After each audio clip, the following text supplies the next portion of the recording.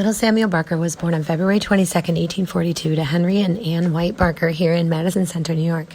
At the top of his stone, you can see what's left of a lamb carving, which was used to signify the innocence of a child.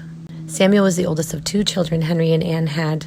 On September 14, 1851, Samuel died when he was just 9 years old. While I don't know anything about Samuel's life since he died so young, I did find quite a bit about his brother George. George was a dealer and speculator, which meant that he took risks in buying anything from property to other possessions in hopes of great financial gains. George was one of the directors of the local bank. He was a hop farmer, a cattle dealer, and even was a sheriff for a time, but he was best known as being one of the safest hop buyers in this area, too. During George's life, this whole part of New York was referred to as the hop capital of the world, producing over 80% of the hops grown in the United States. However, during the 1880s, blue mold came to the area and decimated hop production, and most of the hop farms, which completely covered this area, converted to dairy farms instead. George was married 3 times, but never had any kids. His first wife, Mary Manchester, died at age 21 after they were only married for 3 years. Just 8 months after her death, George married Rosalia Risley, who was buried next to him, passing away when she was 68 after a long illness.